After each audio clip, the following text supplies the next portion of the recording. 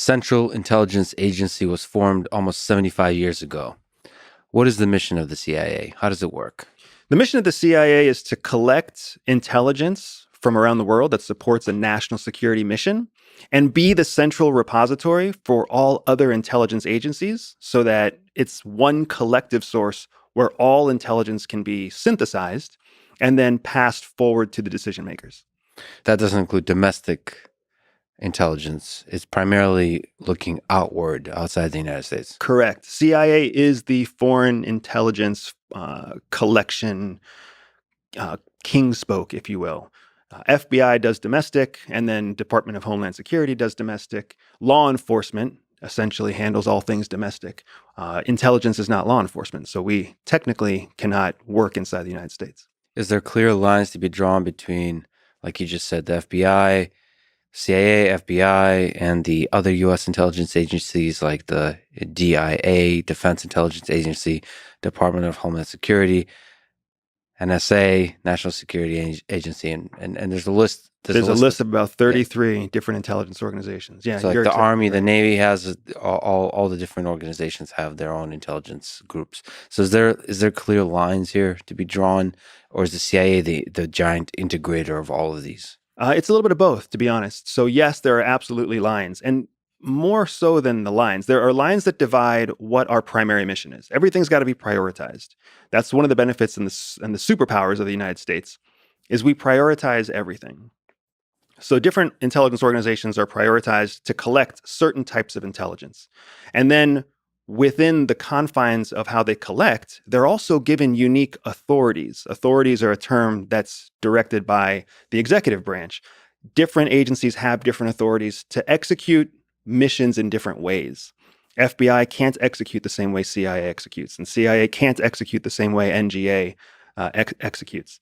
But then at the end, when it's all collected, then yes, CIA still acts as a final synthesizing repository to create what's known as the President's Daily Brief, the PDB. The only way CIA can create the PDB is by being the single source of all source intelligence from around the IC, the intelligence community, which are those 30 some odd and always changing organizations that are sponsored for intelligence operations. What does the PDB, the President's Daily Brief, look like? How long is it? What does it contain? So first of all, it looks like the most expensive book report you can ever imagine. It's got its own binder.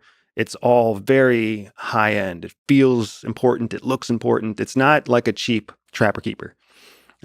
It's somewhere between, I would give it probably between 50 and 125 pages a day. It's produced every day around 2 o'clock in the morning by a dedicated group of analysts. And each page is essentially a short paragraph to a few paragraphs about a priority happening that affects national security from around the world. The president rarely gets to the entire briefing in a day. He relies on a briefer instead to prioritize what inside the briefing needs to be shared with the president. Because some days the PDB will get briefed in 10 minutes, and some days it'll be briefed over the course of 2 hours. It depends on the president's schedule. How much competition is there for the first page? And how much jockeying there is for attention?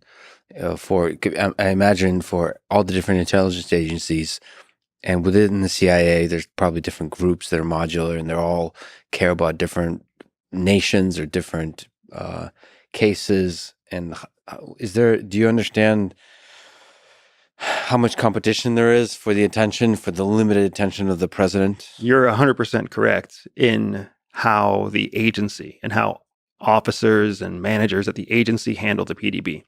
There's a ton of competition. Everybody wants to be the first on the radar. Everybody wants to be on the first page. The thing that we're not baking into the equation is the president's interests. The president dictates what's on the first page of his PDB, and he will tell them usually the day before, I want to see this on the first page tomorrow. Bring this to me in the beginning. I don't want to hear about what's happening in Mozambique. I don't really care about what's happening in Saudi Arabia. I want to see 1, 2, 3. And regardless of whether or not those are the three biggest things in the world, the president's the executive. He's the ultimate customer. So we do what the customer says. That has backfired in the past. If you haven't already started seeing how that could go wrong, that has backfired in the past. But that is essentially what happens when you serve in the executive branch. You serve the executive. So what's the role of the director of the CIA versus the president? What's that dance like? So the president really leads the focus of the CIA? The president is the commander in chief for the military, but the executive, the president is also the executive for the entirety of the intelligence community. So he's the ultimate customer. If you look at it like a business, the customer, the person spending the money, is the president, and the director is the CEO. So if the director doesn't create what the president wants, there's going to be a new director. That's why the director of CIA is a presidential appointed position. Sometimes they're extremely qualified intelligence professionals. Sometimes they're just professional politicians or soldiers that get put into that seat because the president trusts them to do what he wants them to do. Another gaping area that causes problems, but that's still the way it is. So you think this is a problematic configuration of the whole system? Massive flaw in the system. It is a massive flaw in the system because if you're essentially appointing a director to do what you want them to do, then you're assigning a crony. And that's what we define corruption as within the United States. And inside the United States, we say if you pick somebody outside of merit for any other reason other than merit, then it's cronyism or it's nepotism. Here, that's exactly what our structure is built on. All presidential appointees are appointed on something other than merit. So for an intelligence agency to be effective, it has to discover the truth and communicate that truth. And maybe if you're appointing the director of that agency, they're less likely to communicate the truth to you unless the truth aligns perfectly with your desired worldview. Well, not necessarily perfectly because there are other steps, right? They have to go in front of Congress and they have to have the support of multiple legislatures or legislators. But the challenge is that the short list of people who even get the opportunity aren't a meritorious list. It's a short list based off of who the president is picking or who the would-be president is picking. Now, I think we've proven that an intelligence organization can be extremely effective even within the flawed system. Yeah. The challenge is how much more effective could we be if we improved? And I think that's the challenge that faces a lot of the US government. I think that's a challenge that has resulted in what we see today when it comes to the decline of American power and American influence, the rise of foreign influence, authoritarian powers, and a shrinking US economy, a growing Chinese economy. And it's just, we have hard questions we need to ask ourselves about how we're going to handle the future. What aspect of that communication between the president and the CIA could be fixed to help fix the problems that you're referring to in terms of the decline of American power? So when you talk about the president wanting to prioritize what the president cares about, that immediately shows a break between what actually matters to the long-term success of the United States versus what benefits the short-term success of the current president. Because any president is just a human being and has a very narrow focus. And narrow focus is not a long-term calculation. Exactly. What's the maximum amount of years a president can be president? 8. Yeah. He or she. In the United States. In the United States, according to our current constitution. Yeah. But they're very limited in terms of what they have to prioritize. And then if you look at a 4-year cycle, 2 years of that is essentially preparing for the next election cycle. So that's only 2 years of really quality attention you get from the president, who's the chief executive of all the intelligence community. So the most important thing to them is not always the most important thing to the long-term survival of the United States. What do you make of the hostile relationship that, to me at least, stands out of the presidents between Donald Trump and the CIA? Was that a very kind of personal bickering? I mean, is there something interesting to you about the dynamics between that particular president and that particular instantiation of the intelligence agency? Man, there were lots of things fascinating to me about that relationship. So first, what's the good and the bad? Sorry to interrupt. So let me start with the good first, because there's a lot of people who don't think there was any good. So the good thing is we saw that the president, who's the chief customer, the executive to the CIA, when the president doesn't want to hear what CIA has to say, he's not going to listen. I think that's an important lesson for everyone to take home. If the president doesn't care what you have to say, he's going to take funding away, or she will take funding away. They're going to take attention away.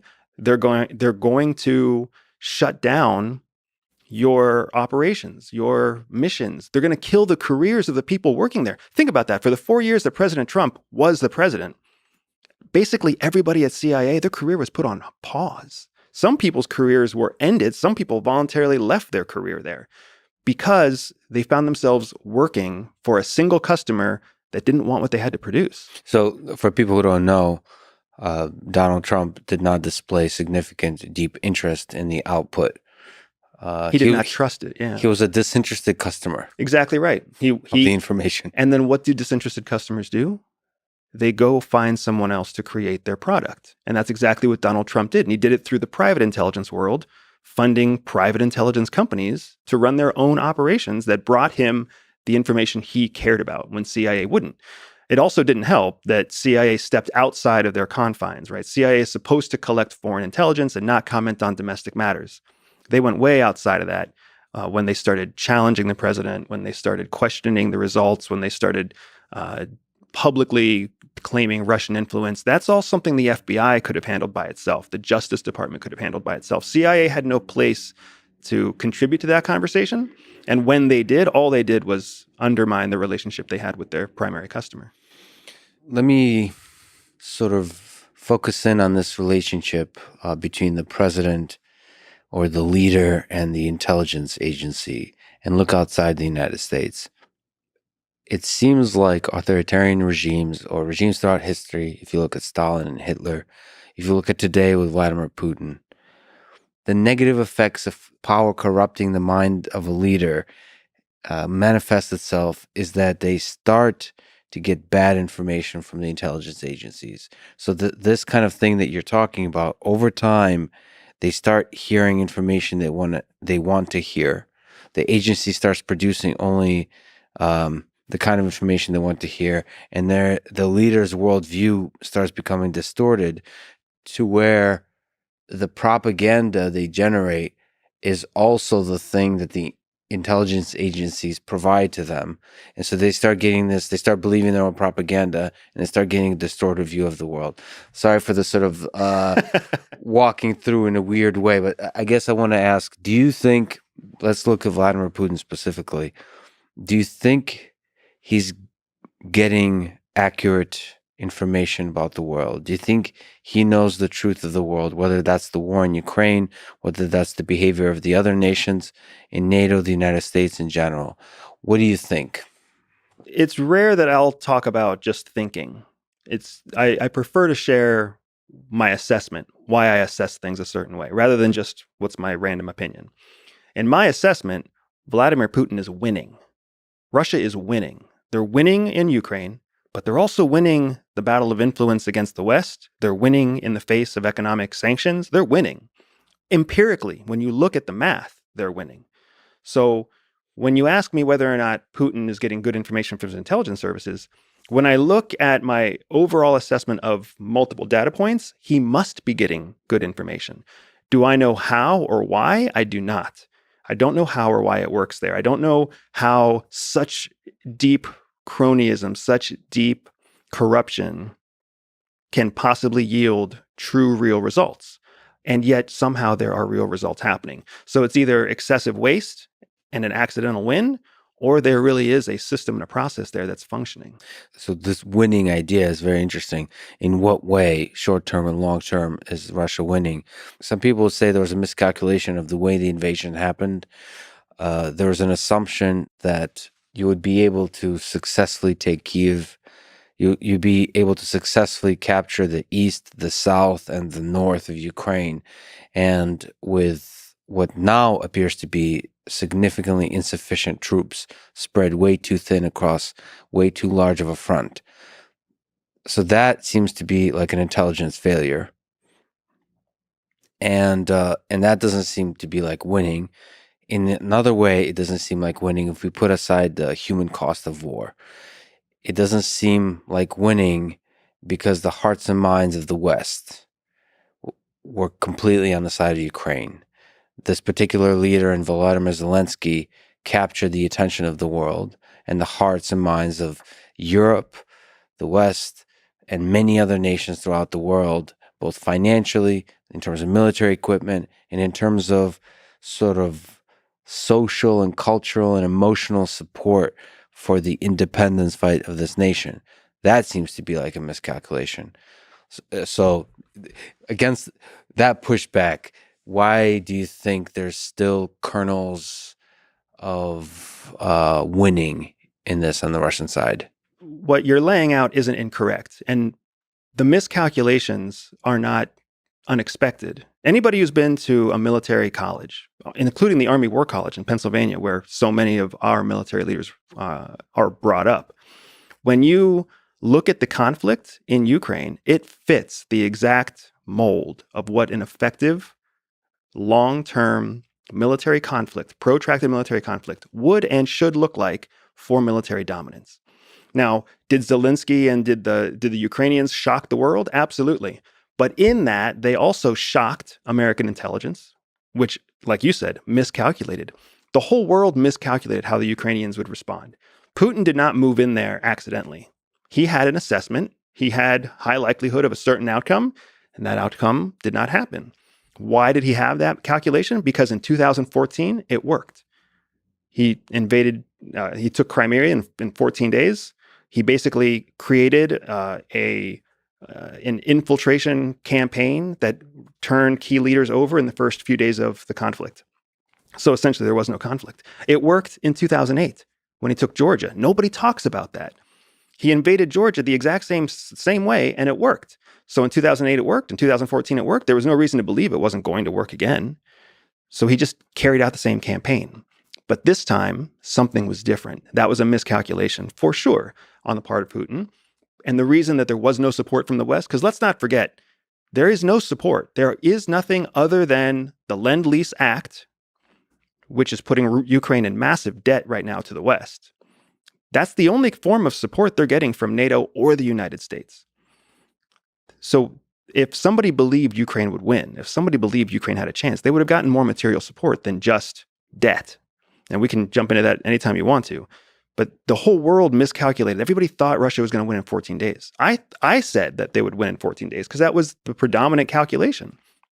Once the first invasion didn't work, then the military does what professional militaries do, man. They reevaluate, they reorganize leaders, and then they take a new approach. You saw 3 approaches. The first 2 did not work.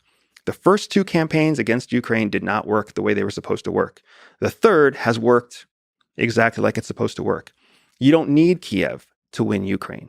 You don't need hearts and minds to win Ukraine. What you need is control of natural resources, which they're taking in the east, and you need access to the heartbeat, the blood flow of food and money into the country, which they're taking in the south.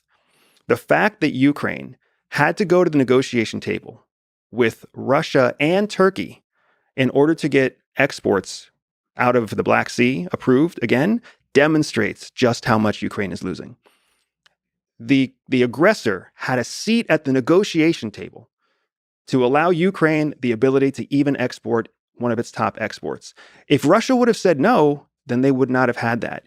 That's like someone holding your throat. It's like somebody holding your jugular vein and saying, if you don't do what I tell you to do, then I'm not going to let you breathe.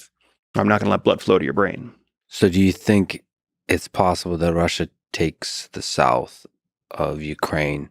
It takes, so starting from Mariupol, the Kherson region, all the way to Odessa. And into Moldova. I believe all of that will happen before the fall.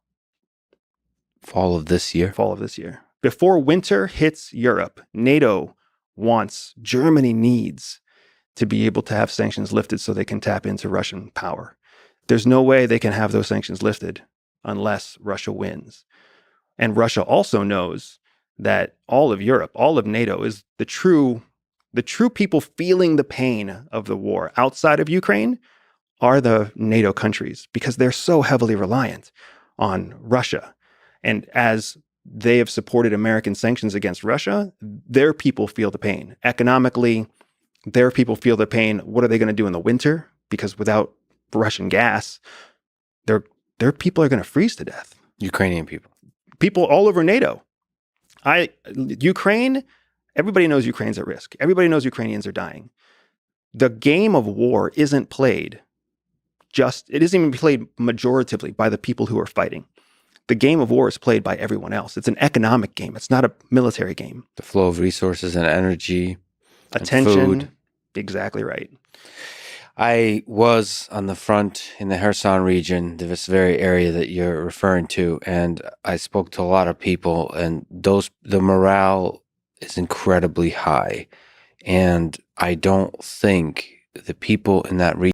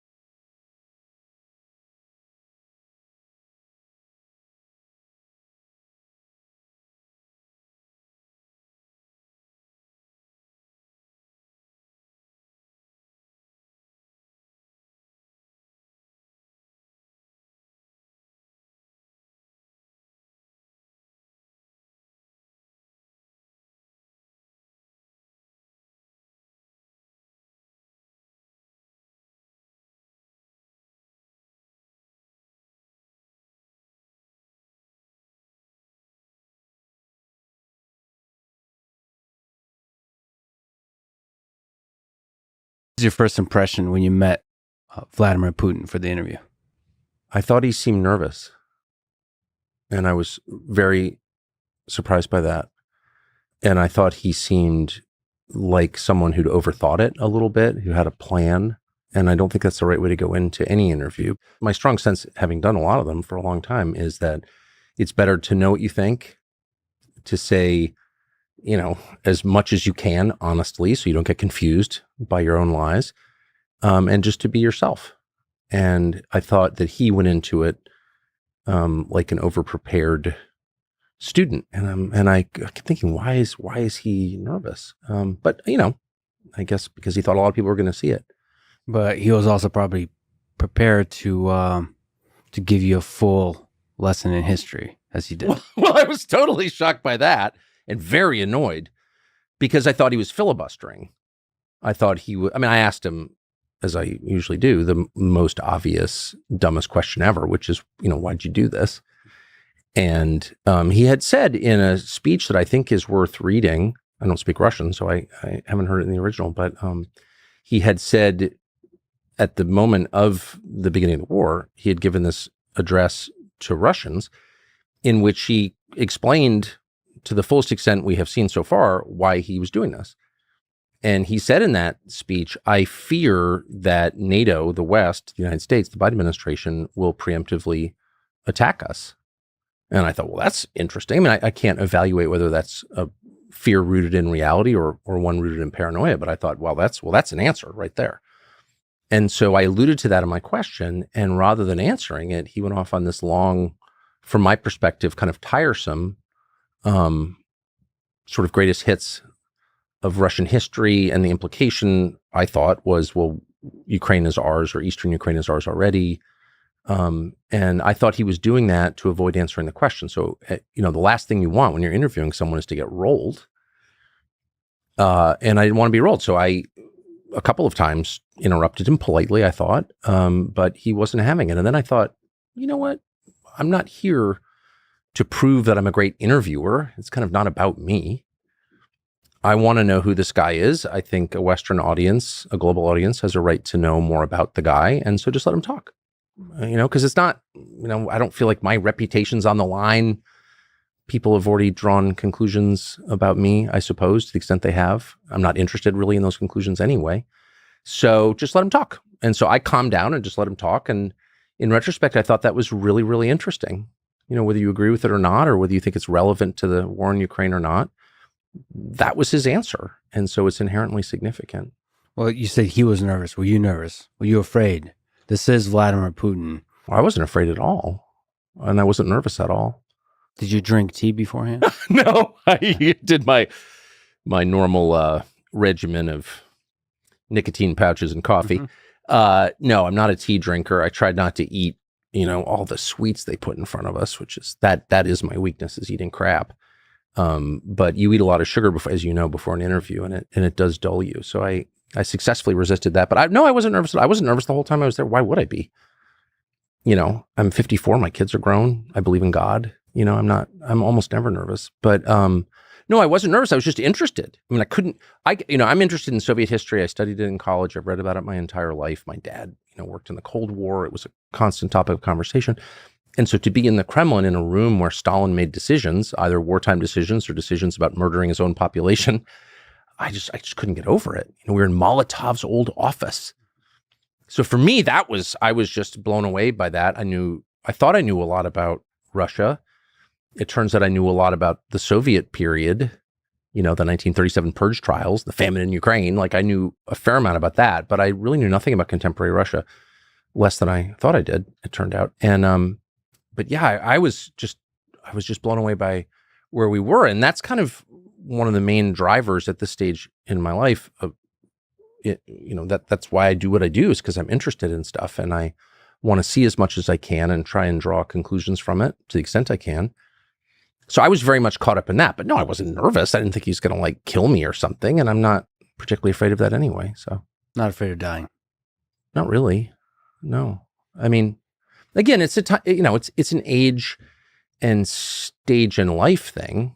I mean, I've 4 children, so there were times when they were little where I was terrified of dying, because if I died, it would have huge consequences. But no, I mean, at this point, I don't want to die. I'm really enjoying my life, but I've been with the same girl for 40 years. And I have 4 children who I'm extremely close to. Well, now 5, a daughter-in-law. And I love them all. I'm really close to them. I tell them I love them every day. I've had a really interesting life. What was the goal? Just linger on that. What was the goal for the interview? Like, how were you thinking about it? What would success be like in your head leading into it? To bring more information. Just information. To the public. Yeah, that's it. I mean, I have really strong feelings about what's happening not just in Ukraine or Russia, but around the world. I think the world is resetting to the grave disadvantage of the United States. I don't think most Americans are aware of that at all. And so that's my view, and I've stated it many times because it's sincere. But my goal was to have more information brought to the West so people could make their own decisions about whether this is a good idea. I mean, I guess I reject the whole premise of the war in Ukraine from the American perspective, which is, a tiny group of dumb people in Washington has decided to do this for reasons they won't really explain.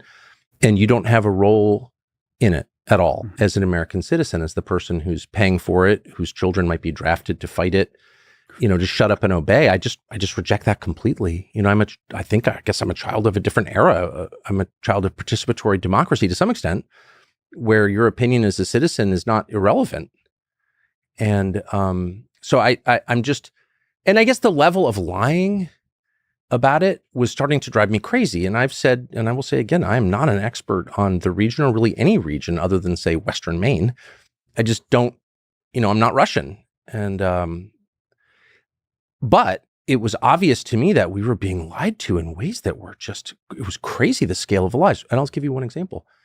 The idea that Ukraine would inevitably win this war. Now, victory was never, as it never is, defined precisely. Nothing is ever defined precisely, which is always a tell that there's deception at the heart of the claim. But Ukraine's on the verge of winning. Well, I don't know. I mean, I'm hardly a tactician or a military expert. For the 5th time, I'm not an expert on Russia or Ukraine. I just look at Wikipedia. Russia has 100 million more people than Ukraine, 100 million. It has much deeper industrial capacity, war material capacity than all of NATO combined. For example, Russia is turning out artillery shells, which are significant in a ground war, at a ratio of 7-1 compared to all NATO countries combined. That's all of Europe. Russia is producing 7 times the artillery shells as all of Europe combined? What? That's an amazing fact. And it turns out to be a really significant fact. In fact, the significant fact. But if you ask your average person in this country, even a fairly well-informed person of good faith who's just trying to understand what's going on, who's going to win this war? Well, Ukraine's going to win. They're on the right side. And they think that because our media, who really just do serve the interests of the U.S. government, period, they are state media in that sense, have told them that for over 2 years. And I was in Hungary last summer talking to the prime minister, Viktor Orban, who's whatever you think of him, is a very smart guy, like smart on a scale that we're not used to in our leaders. And I said to him off camera, so is Ukraine going to win? And he looked at me like I was deranged, or I was congenitally, deficient. Are they going to win? No, of course they can't win. It's tiny compared to Russia. Russia has a wartime economy. Ukraine doesn't really have an economy. No, look at the populations. He was looked at me like I was stupid. And I said to him, I think most Americans believe that because NBC News and CNN and all the news channels, all of them tell them that because it's framed exclusively in moral terms and it's Churchill versus Hitler. And of course, Churchill's going to prevail in the end. And it's just so dishonest that it doesn't even matter what I want to happen or what I think ought to happen. That's a distortion of what is happening. And if I have any job at all, which I sort of don't actually at this point, but if I do have a job, it's to just try to be honest. And that's a lie. There is a more nuanced discussion about what winning might look like. You're For right. Sure. A nuanced discussion is not being had, but it is possible for Ukraine to quote unquote win with the help of the United States. I guess that conversation needs to begin by defining terms. And the key term is win. What does that mean? Peace, a ceasefire, who owns which land. Yes. Coming to the table with, as you call the parent, the United States. Yes. Putting leverage on the negotiation to make sure there's a fairness. Amen. Well, of course, and I should just restate this. I am not emotionally involved in this. I'm American in every sense, and my only interest is in America. I'm not leaving ever. And so I'm looking at this purely from our perspective, what's good for us. But also as a human being, as a Christian, I mean, I hate war, and anybody who doesn't hate war shouldn't have power, in my opinion. So I agree with that definition vehemently. A victory is like not killing an entire generation of your population. It's not being completely destroyed to be eaten up by BlackRock or whatever comes next for them. So yeah, we were close to that a year and a half ago, and the Biden administration dispatched Boris Johnson, the briefly prime minister of the UK, to stop it and to say to Zelensky, who I feel sorry for, by the way, because he's caught between these forces that are bigger than he is, to say, no, you cannot come to any terms with Russia. And the result of that has not been a Ukrainian victory. It's just been more dead Ukrainians and a lot of profit for the West. It's a moral crime, in my opinion. And I tried to ask Boris Johnson about it, because why wouldn't I? After he denounced me as a tool of the Kremlin or something. And he demanded $1 million to talk to me. Wow. And this just happened last week. And by the way, in writing too, I'm not making this. I'm not Just making for this the up. record, you demanded $1 million from me to talk to me today. I did, and you paid. No, I'm of course kidding. But and I said to his guy, I said, I just interviewed Putin, who was widely recognized as a bad guy, and he did it for free. He didn't demand $1 million. He wasn't in this for profit. Like, are you telling me that Boris Johnson is sleazier than Vladimir Putin? And of course, that is the message. And so I guess these are really, it's not just about Boris Johnson being a sad, rapacious fraud, which he is obviously, but it's about like the future of the West and the future of Ukraine, this country that purportedly we care so much about. All these people are dying, and like, what is the end game? It's also deranged that I didn't imagine and don't imagine that I could like add anything very meaningful to the conversation, because I'm not a genius, okay? But I felt like I could, at the very least, puncture some of the lies